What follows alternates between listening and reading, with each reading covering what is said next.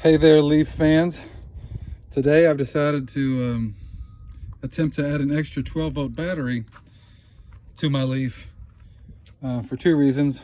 One, as a backup, just in case I'm on the side of the road, something fails and I need that extra 12-volt source. And secondly, because I want to run a heater off of this battery that I want to keep separate from the main system.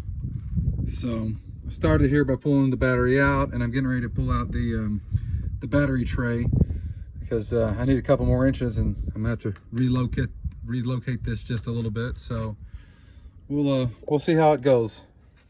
I pulled out the 4 bolts that were holding the battery tray in. These guys right here. They're all gone now, and now I've got to pull these clips and these little guys to pull this box off, and we're just going to set them to the side for a minute. I pulled out the battery box, and this is what it's revealed. And so I may be able to orient this down or something, since I'm really not going to be getting in there much anyway. We'll see. I guess next is to measure the dimensions of my batteries.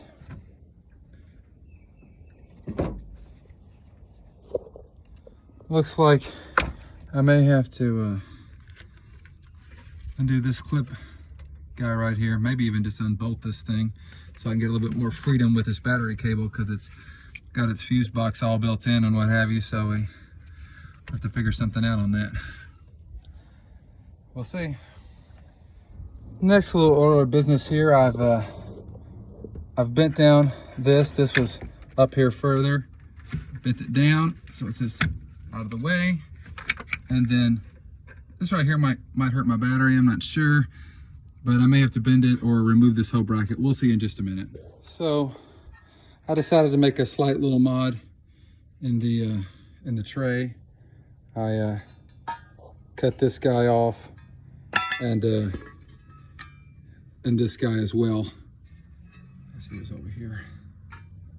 So now she's relatively flat. Now I'm gonna use this hammer to try to beat it down as much as possible. I might have to put a little slit here because I don't necessarily have to get rid of it, but it looks like I might be able to just remove the whole darn thing. It's only got one rivet holding it, so that's probably what I will do actually. So I'll get back to you.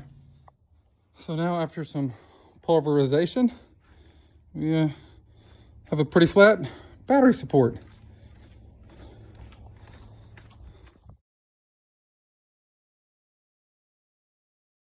So upon attempting to fit this, the battery hold down had an interference, so had to do a little modification. But now looks like we can bolt that back up, and we've got a good platform to start to put our batteries in. Let's do it. So I got both batteries in there and strapped down.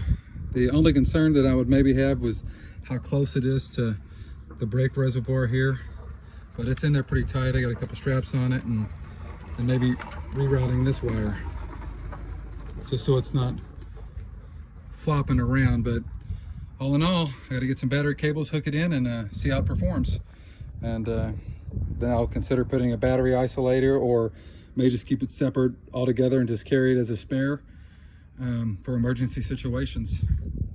So you guys have a good one. All right, here's the end of the segment here. I got both batteries on and hooked up and strapped down, and I mean, I'm not saying they're great, but they're relatively secure. Again, the only issue I would say is this guy right here is super close, and he might chafe or something. I might have to just throw a little something in there, but other than that, I think I can either use this secondary battery as either a backup, just remove the cable, and if I need to tighten down one screw, and essentially I can jump myself pretty easy.